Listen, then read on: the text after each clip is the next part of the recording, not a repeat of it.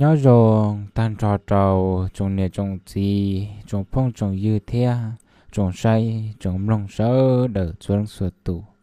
cú trồng xe của nô nọ nè cú chẳng cho cá càng lúc xí hở thea lúc chạy nhung và môn nông kỳ cú chẳng cho cá thì là cho cú bé xí cho cộng xí cho lông nhớ trầu cho nô nọ thea xử lý dạo và cú dùng món cho là thả nhớ trầu nô nọ chỉ cú hiểu mỗi tuần đời ý tu 9 giờ cú hiểu tu mỗi sáng tôi trò cụ tiền ta nếu cú hiểu trò cụ hay thì cho cái chữ sĩ lấy ra cho nha cái ỏi tấm mừng đời nó chỉ cú hiểu nữa gì cú tầm mất thả khi trong nó sư thiết nếu cú chỉ bao thiết nếu cú chỉ bỏ lên đời thế nào nữa rồi chữ sĩ nhớ trâu lúc tranh nhong trong ít xe cho bùa chỉ cho tận đời sức ôi thầu nữa gì chẳng nhọc hoa món nó nhung li cậu y là có lúc trong lên đời sức nó nữa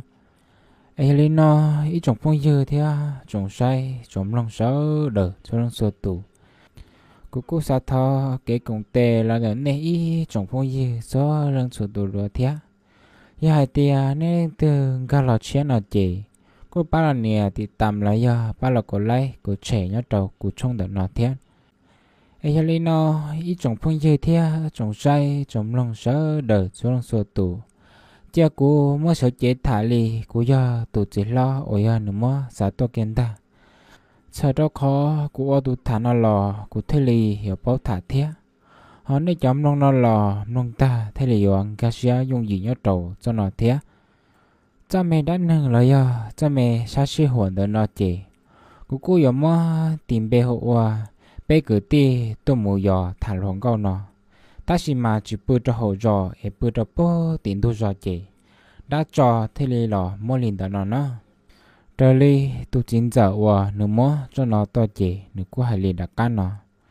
nhớ cho xong đỡ mà cú nhớ cho xong ít xía cho bùa chỉ cho o là chỉ cho bé đỡ ta chỉ cú hay tia nhớ trong đỡ ít lu giòn nó nè nhớ trong lu giòn nó chỉ là cú mua và lu nè giò phản bao nó nè nhớ trò lúc giờ phạm bao nó chè quy hại tiề nhưng mà trò năng nhớ trò lúc giờ nó chè nhưng do cột chi lại cột trâu gì tại thiên ta chỉ mà quy hại nhớ trò lúc giờ nó chè quy chúng mà bé cử tin nó nè bé cử tin nào mà nó quy chỉ y từ tuổi từ bông thế ta chỉ mà nó quy phô yêu lại đã lâu yêu liền tại thế nào nè chè quy hại tiề cho lúc chạy thòng đỡ chè cú hay ta tỏ cho lũ chạy ùa sợ đời ta tỏ pi cho con cho lồng cho bé tê lê tê tê đó nó chỉ cú hay tia chỉ cho sang suy hở linh đời yếu tố mù giọt lồng câu ôi hay nhớ trầu sẽ rõ lý thế chỉ thầu nó bé tu lùa nữa nó chỉ cú hay tia chừng nhớ đơn niệm đó chỉ ùa con ùa lồng linh đời thế nên chỉ cú hay chỉ tàu tôm mù chỉ là tôi nhớ là một giờ tàu thầu ùa ta tỏ yo pi số con số lông lấy pi lại tên hiểm lên tại tên hiểm bao cường đợt lợn ta chế thầu nó pe cứ ti ôi tụ lo đợt nó chè cô hai tia chẳng tôi giàu ôi tôi giàu đợt lợi tôi mua giàu lông câu thế nào nữa chế thầu lợi tôi mua liên đợt chỉ là cô chẳng mua tay lợi nhẹ thế là gì thế ta là chỉ lợi nhẹ là cô bỏ rong gọi lợi tua thế nó ôn tê thầu bé tôi cứ tin nó yếu tôi mua giò lòng có liên đợi chị lần này theo là gì cô chẳng hay đâu là hay tiền với hay tiền là dùng mua giò lòng câu nhớ trâu trở rồi lên nó chị còn là cả chi ra không mua trâu hậu rón ta em muốn thì cho cứ ti ôi ý cho ý sẵn đỡ em mua sao cho hậu lỡ chế em ý chỉ mua giò lòng câu lò là thế tàu chờ bự hai tia lấy một giọt lòng có là chỉ cả một bữa cho hậu dễ hậu giò lấy một bữa và cái dàn vua xứ nó chỉ còn là chỉ cho mù vì cho khó nhớ trâu lu sang ta xin tờ chỉ cú hai tia tin đã cho để nó là cú hắn ta do lý thế lăng nhiệt thế lăng gì nhưng chỉ cho bỏ rong trâu là mù liền tờ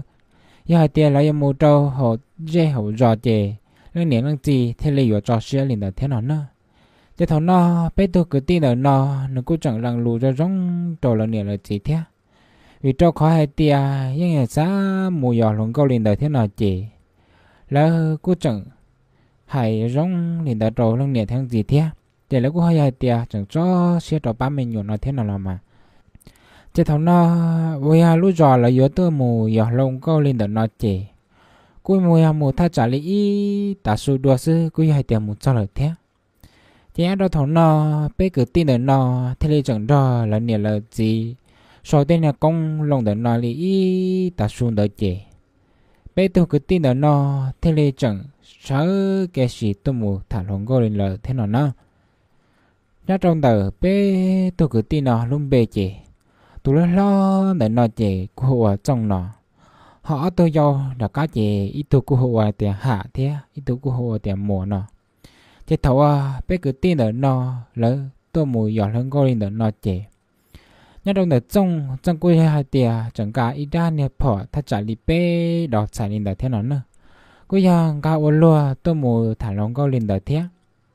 chế thầu lỡ tôi mù giờ luôn có nói chế lỡ cũng chẳng tôi mù giờ tàu ý ta su chỉ có hai tiền một cho cái đầu bố tiền tôi rõ lên đời thiên ta chế thầu tôi một cho đầu tiền tôi rõ tiền nói chế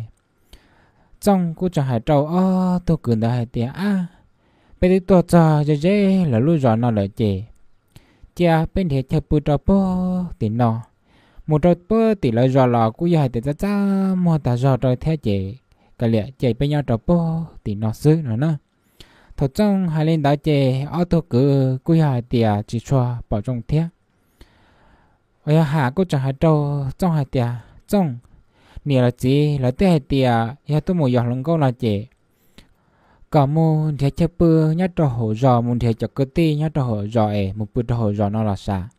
thế tiệt cả sắp bơ bên to bơ ya cái ăn cho là ya bơ trò bơ bể tên tôi giò bể nó vì cho khó hai tia nhớ trâu lúc năng tại xin nó chè tên này đã trò rồi tên này chia cũ nó cũng chẳng cho chống tại rồi thế chè quý hai tia chỉ to lo lên đại lý thì thằng nó trong cũng chẳng hai trâu hai tia những trái gì nè lúc này rồi là tôi nhớ về trong đời thế nếu một thằng là chấp bự là quý hai tia chắc chắn mua lên thế một thằng không có ý chỉ lên lò chè quý hai tia chắc mua lò trả lại li hai nhát đầu tiên nó chè quý hai tia tôi chẳng muốn ý nè bờ của nhá bây giờ là muốn đầu chè trong đó nè chè bé quý hai tia lon thìa chơi bự đồ khó nó chứ ít chỉ trong tôi chè bé mù giọt lồng câu xa xa chè bé làm bự đầu tiên nó chè quý hai tia can thôi chè bé chỉ đến cha khả làm một chè là chứ thế thì chỉ ta cầu là thế thì chỉ cho cha một đồ lợ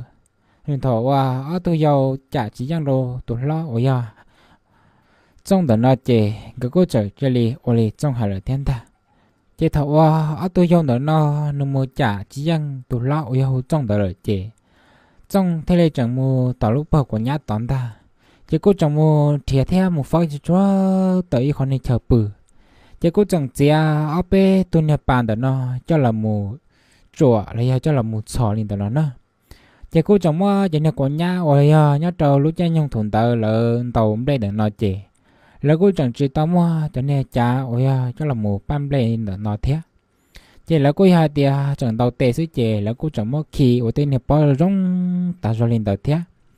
chỉ thầu mua wow nè phăng số lên đó chè cô chẳng mua cho nên tiền bên để nó cho là một chùa wow nè chủ nhân đó sát sầu hả mua cho nên đó cho là một thầy cho ở xa xứ chỉ thầu nó cô hai tia nhá trâu ở to chè cô không lùi sự thế nào nữa chỉ là cô chẳng hai tia là một sò lên đặt sức thế chỉ nhát trong tờ lúa rau vậy trong tôi muốn thả lông câu nói chỉ trong những mua ít tôi lông câu vậy trong những tôi ổn định vô thầu trong đó cho cứ ti cháu cho lo nữa tôi lợi thế chỉ những mua ít tôi lông câu nhát trong hồ rau nó lợi thế nào nữa chỉ cho tôi cứ nói tôi chỉ cô hai tia tôi một trong tờ tôi lông câu tờ trò có tôi lông câu tờ cho tôi cứ nói nó một giờ lông câu thả nhát trâu lưỡi lút chế trong họ mà lấy lo thả tôn tờ nó chế nhát trong tờ lút dọn tờ nó là cô gia hải tiệt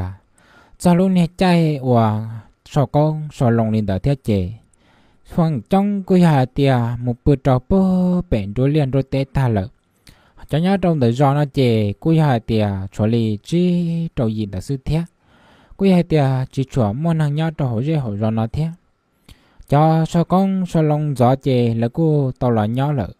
họ cháu so con ly nó chế cô giải tiệt chẳng bự nhau trâu bố bền tu liên đôi tê thế nào nữa chế thầu trong lơ hé ya hà lơ tàu khó này chờ được nó ta chếแล้วกูจังบ้าอีโยชอนเตอเอต่อจอจีติจอว่าอย่าเนาะหมอตาก็ว่าอีโยนเจจอจอแล้วมาเลยตุ้มูถ่านลงเกาลินตอนนั้นเนาะน่าจะรู้จังยังถงเตอเจจอว่าตุ้หลัวอยู่ตัวมูถ่านลงเกานอเจแล้วยังบ้าสุยาเตียจิมอนยาเจยาบ้ากังจีกังเจยาจ้าลินเตอตัวจ้าว่าอย่าจอลงเกายัดโถเจ้าจอลินตอนนั้นเนาะchỉ nhớ trong tờ trong theo hà lỡ chè là cuối hai tia chẳng ba y lần y đánh hiện giả tôi mù đi lồng câu lên tờ nó nữa chỉ thầu là nhọc qua y nhọc sọ đầu tiền tôi giàu và giờ luôn tôi ta tỏ trâu kiên tờ khó một sơ chè ô lê cha cuối hai tia chẳng mà y tôi nên trò thế nó nữa cuối hai tia chẳng lò trâu bơ bể từ trong lò theo nó nhớ trong tờ lúa giò nó chè cú hai tia mua tổ tròn tờ nó như là nhà tỏ lại cho nè nhu lại cho nem bùa ở nhớ trong hồ lúa dê lúa giò nó thế ta ta chỉ mà trong lại tôi đây ta giò chè là cú chỉ bỏ hai tia nhớ trong tờ tên nên tôi duyên tôi giò nó chè tôi tròn tờ nó yang gì xin gì xua lì thế nào nữa chỉ là cú chẳng chỉ đi tôi một bự nhớ trong tờ tôi giò lên tờ thế chỉ cú hai tia ta tỏ tôi một thay đổi tôi tròn tờ thế nào nữa chế thầu tôi chọn được nó quy hai tiền chẳng nhìn chi quy hai tiền là một trò với anh được trong lỡ khó chấp bự ở thế nào ta chế thầu nó trong mà quy hai tiền tụ bự trò luôn đã chỉ quy hai ít tuần này lo do thế xé do chị nửa bự quy hai tiền tờ tao hậu ý nhỏ để ra đồ bé anh nhớ trong tờ tôi cứ dùng được nó chị quy hai tiền ý nhục lì tao do chị cái quy chẳng bự ý nhục kỳ do trong đã hạ do được thế nào nữa chế thầu là bút sao lên đó chế cô hai tiền là ta tỏ vô cho rõ là ta tỏ cho rõ cái đó xứng ta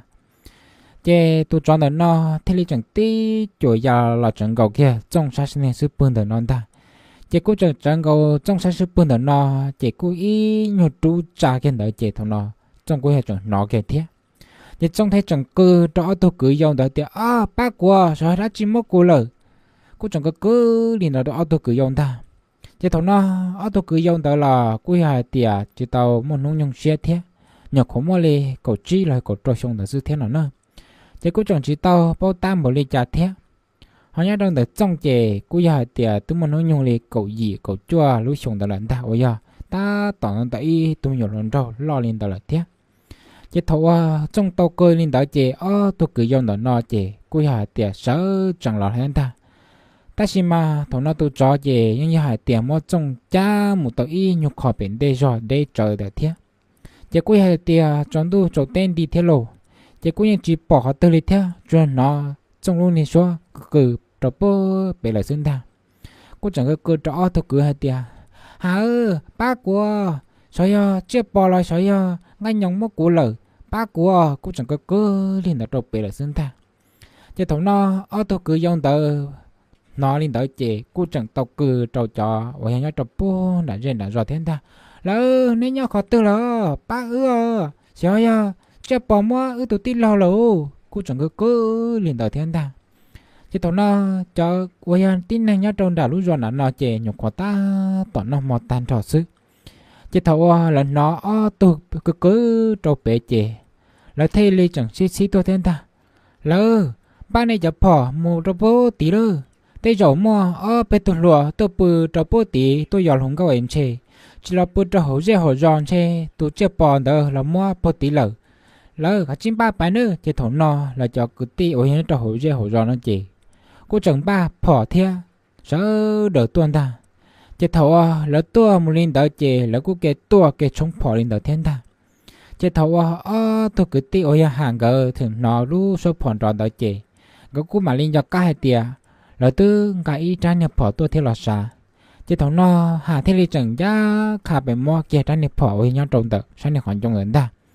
thì cũng mua lại kia trái nhập bỏ tờ chỉ cú chẳng là một tuổi ít bỏ trông đâu khó với giờ trong chẳng có cứ trò bột bể nào nữa chỉ có thầu cháu bỏ tờ nó trông ta sứ chế trong lúc xưa cú hải tiền chưa to lợi thiên ta chế thầu nó cho cứ tin được nó thế chẳng chi từ tờ trâu tu giờ giờ chế thầu nó hạ thia tu cứ dọn tờ thế thì chẳng kia là một trâu đã cho cứ tin là non ta chế thầu là nhiều khóa tua ta tọt thâu kiên tu dọn tờ nó sức chế hàng cái tư kia là một tin gầu tờ cho cứ tin ấn ta chế thầu hàng cái kia là một tin đâu tờ cho cứ tin đó chế cái cô chơi ya cô hay tiệt luôn chơi một tua ta hả chơi một chế cô giờ rồi là sinh ta chỉ thầu cho cứ tin nó tôi bỏ lại thì lấy chẳng hay tiệt cha này cho luôn nó tôi mua giờ luôn câu học bé rõ nó cha chỉ là mua để chơi bự nhớ cho học bé chơi bé rõ nó thế li chỉ cho tên này chưa bỏ nó mua nhớ trong tờ bé lú rõ nó chè tụi này chưa bỏ nó nhưng là mua cho nên nhu hết cho nên bỏ nhớ trâu lú rõ nó ta rõ li bé chè nhưng chỉ tao luôn tao nhớ trong món đồ li nên tôi nó nên chỉ bỏ lại li cha chè hàng cái thế li chẳng tệ tiệt cái chỉ bao theo cái nhỏ có tua rồi nó chè thơ thơ rồi sự chè thằng nó quy hà tiệt luôn tu lại nhưng trồng tu trồng tên tì theo chứ chỉ bỏ cái giống mù thia tụi ôi tụi cứ tì ôi trong đời nó li theo chè thế li chẳng cho kia hà theo nó trong hà tụi cứ đời nó thế li cho là một trò po đã rồi nó là sinh ta chỉ thầu là một trong nó ra là nó chè cho cứ ti nhá cho hậu dây hậu giò nóแล้วกูจังซีหูจะกึตีโอยาจังยอดหัวจอนอแล้วตัวมุชีฐานนั่นได้จะถว่าแล้วตัวมุชีฐานนอเจแล้วกูจังให้โตห่างก็ให้เตียห่างก็ตัวเด้ๆฮะช้าๆเลยเจก็ห่างก็กะจิ้มหมูปื้อซอยเจแล้วชิชาลายอดจอมหอนอเจตะกี้ยาให้เตียบ้าตอนอเจแล้วมามุนเทียโอยาห่างก็ตัวที่เราโอยาจ้องดินเดี๋ยวนอนเนาะ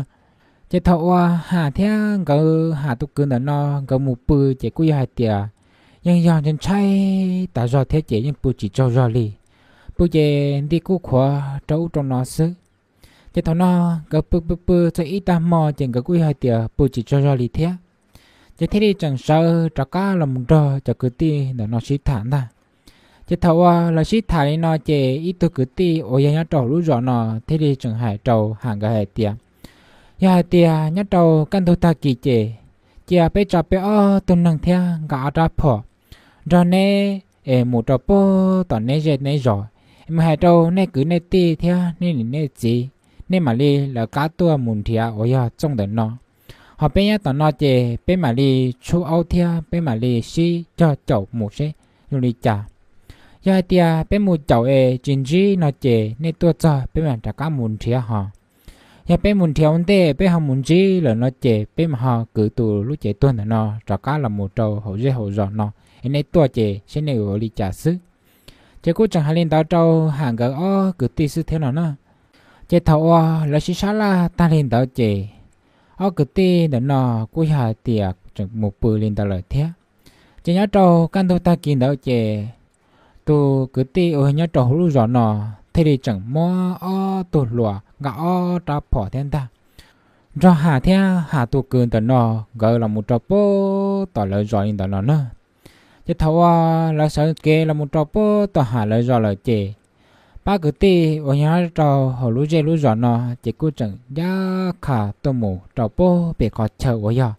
tôi chó nó mò tôi mua tôi giờ ở nhà tôi ti lâu hồ trong đời nó lớn ta chứ thầu là tôi mua sai chè tôi chọn đời nó cứ dài tiệt nhưng lo theo mua rõ ta rõ liền nó sao mà cứ ở nhà trong đời nó kia chỉ cô hay tiệm một ít luôn nha đã ôi cứ hàng đến ta ôi mua cho nha hàng một số nó chỉ cô hay đến tàu ta rồi cô đê sát trả li nâng cầu tờ mê nở theo tôi cho nó sẽ mang thiệp bê bự bao bự sư chế sẽ mà thầu bao luôn nè cứ hàng nó nữa chỉ nhớ trong tờ lúc cứ hàng nó nhớ trong bê chỉ cô hay tiệm nhớ trâu hạ tờ trôi lên tờ là sư theo thế đó nó cho cứ tê cô hay tiệm chẳng tua mùi giò lên tờ theo cô chẳng cho âu cho tên nhà trẻ phò nữa nó tôi một thiên ta tôi mua trẻ mua phò đi trả lại những ba ta họ tôi chỉ mua trẻ những con rùa kho tên nhà lo công đỡ tôi một lên ta trẻ là cô chẳng tôi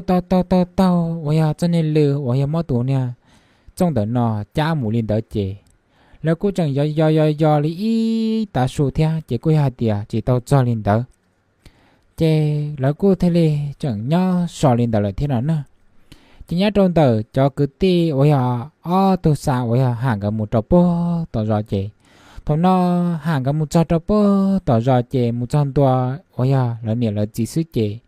gỡ chị quay hai tiền ý lần qua in pro lo cần gọi trâu là nhiều thế là chín ta chị thằng nó hà thế đi chẳng khe trâu nhiều thế chỉ hai tiền tuy là mù thẻ lòng câu là đây mù giọt lòng câu lên đây trong chỉ cả một bữa trò bơ thì là giò là bữa trò bơ tiền tôi giò ít tôi nè chia bò là mua trong lợ cô chẳng hay lên đó trâu lợ sứ chè cô già tiệt vào trâu trong nè thông trong chỉ chè cô già qua cái ngồi lì thế nào nữa cô chỉ bỏ cao lì cha lì là thế là cô chẳng chè chè hai tiệt bé tiệt hai tiệt hiện nay mù giọt lòng câu nó chè có cả chỉ mù trò bơ thì là giò muốn thia cho cứ ti ôi ý cho ý sản đó nó bự để thế này mua chơi sò thế này tao luôn nó nè chỉ thằng nó hạ cô chẳng hay trâu là hay tiệt lò nhưng hải lý co trâu trong cơn gầu lý thế là trong hai tiệt một bữa trâu bò thì rồi chế ra ra một lý thế một thằng lớn có lò tới giờ thằng sẽ sai cho cá lò thằng lớn có chế nhưng thằng lý tại do lý ở mong đợi nó thế chế mà lý là một cha cho cứ ti ôi giờ nhớ trâu ôi một chơi soi đợi nó chế cũng ra ra một lý thế thế thì cho hai cọ và bé bự trâu bò thì ôi ăn tôi rồi thì nó nữa chế ư tư hai cân câu là trong chỉ cả li chế trong nhà tụi lo chế ư chả chỉ ăn trong chế thế thì ôi trong hai bé thì tập bự tập bơ tiền tôi dọn thì nó lợ bé nhỏ có bự ít nhục để do sứ chế ôi chả chẳng chỉ nó trong cái cơ chế toàn do sứ chế trong tức cái tập bơ bé lợ sứ thì chỉ bao hai tiền cho nên chọn đỡ lo mê li chế thầu cho cái tí ôi nhà trâu tao trong là lúc dọn tận nó bao liền đợi thế chế là cô chẳng cho cá chim ba tua mù nó nữa chứ cô chẳng ba trìa ba phở tua mù nó nữa chỉ có một lý ta số gì cũng muốn cho được khỏi chờ tao lại thế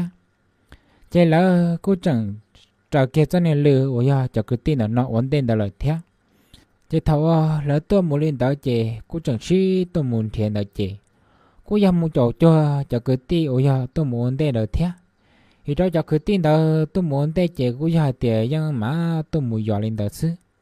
chứ cho cứ tin đó nó dù cho ấu tôi muốn lọ ấu nhưng chỉ cả chỗ lên ta là cá hồng gấu xưa nào nó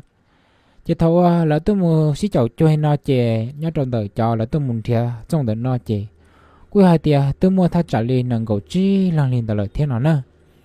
chỉ là cô chồng mua giờ li bé bao số món gì chế của hai tiền mà lên một bọ trong luôn chế tôi nữa tôi cho đỡ nó cũng chẳng như hai tia mua trong đỡ nó cứ cho mù bỏ trâu bơ bị yêu nè cá rên ta ôi nhà cá tôi cho lên đỡ thế chỉ có mua trong đỡ nó ta tên nè tệ tên nè tờ là một trâu tên nè già pla tên nè là một trâu tên áo sa chỉ bốn đỡ ta lỡ thế tôi cho đỡ nó vẫn lo thế chế vẫn muốn nó ta liền đỡ lỡ thế nào nữa chỉ thằng nó lỡ thế li chẳng hay trâu cho cứ tin đàn nó hay tiệt giờ nay tụi năng tư tôi đi nó lỡ nay giờ chia mất trâu bé sợ đời rõ là do nay giờ mất cứ cho mũ đau khoa lên đó chỉ thằng nó trong nhà thế trong chỉ hay tiệt tôi chỉ tôi là tôi đi nó lỡ chè chia mất cho nó chia lỡ rõ ý mỏ xe dùng đi trả trò giờ hay tiệt tôi cho nó chỉ cho cá là nó lỡ chè chỉ là mua trong đợt nó phổ nhớ trâu bò bể nó xứ trong lò tôi chỉ dùng sai là theo cho một trâu là dây là giò lò rồi hai tiệu cho một hòa ở ít khoản này kể cho một sức thế nào chị theo tôi chọn đợt nó chỉ cho cá lò chị chỉ là mua phổ trâu bò bể nó xứ em một cho vào đó chị nó chị mà li một đã ô qua theo mà li cho lúc câu plei xứ nhìn tao nó nữa cho thằng nó cho cứ tin nữa nó cúi hai tia chẳng xí rõ tụ cho nó nữa rồi trong trẻ cúi hai tia cho cá làm một trẻ ta là họ chỉ li bao chỉ lăng cứ tị vậy nhưng cho tụ họ nhân cha ta cho nhớ trâu lúc rõ nữa ta hiện ra trâu nhớ tao tỏ lúc rõ nó nữa cho cô vậy tụ họ nhân cha hay cho một pan nữa chỉ là cũng chẳng rõ ở lỡ rõ lên tao nó ta nhớ trâu tự ý cho anh xin đỡ lò tên hiện tông trẻ cúi hai tia dân lo thiệt chỉ là thế này trong ô tô luôn này lờ cho ở pha liền đến ta chỉ là cô chẳng do ta trả lì bao mong chi mong kia luôn tôi đã tập bi trộn nhỏ cái sự chế cú giờ tia nó tụ cho nó cú nhong số nó trò bó bể tờ chuẩn ta chỉ thằng nó là cú bao hai tia tê rồi tụ cho nó chỉ trò cá là mù nó tụ năng được nó đoan ta chỉ là thế chẳng ba phò con rõ lên đó nó nữa chỉ là cú rõ thắt trả li nâng cầu bé trong nó thiên đạo chỉ tụ cho nó cú chẳng đó cá là mù nó tụ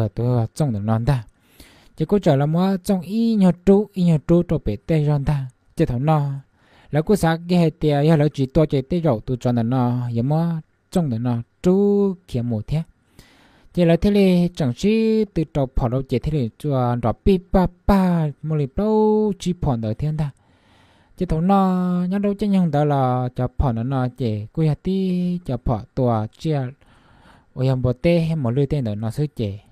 cú hạt đâu chỉ跑lên đó nó chỉ cú hạt thì ô tô tụ chọn được nó chỉ đi to kia rồi chờ được thiên ta cú chỉ đi chuyển đi rồi thiên nó chỉ đi to tí to trong nhung nó đã sứ thì nó chỉ cứ tiếp bỏ như cho to lên đó là chèแล้วก็จังจือพอจุ๊ตาให้เจกูอยากเดียจากการลงอีผ่อนสิเท่านั้นได้เจกูอยากเดียจากการลงผ่อนนี่ตลอดตุจอนแต่นอเจยังจีนดีเลยเท่าเจตอนนั้นเราเทเลจังป้อให้เดียตุจอนแต่นอเจตัวเลยได้เจแล้วเทเลจังเมาจากการลำมุดโจป้อนด่าว่าน่ะเจนั่นเลยเท่าเวียนด่าจอนนั้นได้เจนั้นปืนมันแต่อี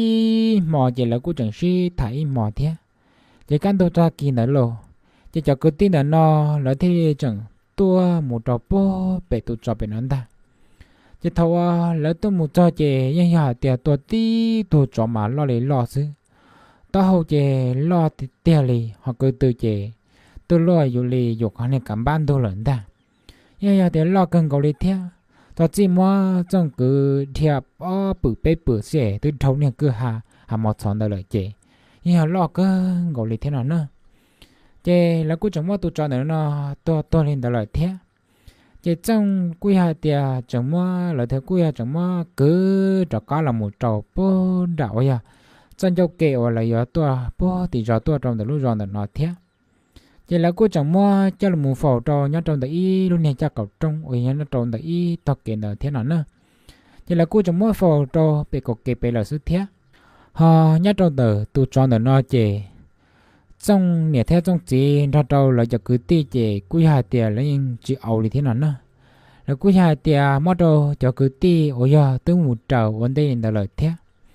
hai tiền chỉ mất lợi chuyện chơi tê rồi gõ tôi tu nữa là tê rồi và ba to lên là thế chỉ đi món này cho nó trâu lợn nữa chỉ thằng nó là cũng chẳng món này cho nó cho là mù lùa thế cho là mù ẩu tên này tự cho luôn tên này bao sao cho nó ta lì lợn là mà cho là suy phái nào nữa thì thằng nó là cô chẳng lấy mua trong phòng đồ bé chè là cho cá là một trò trò bó tàu va tàu chè tàu nó chỉ là mà đi là một đá ô qua đồ trong lời sư họ mà đi cho trong nên câu bê lời sư nó nữa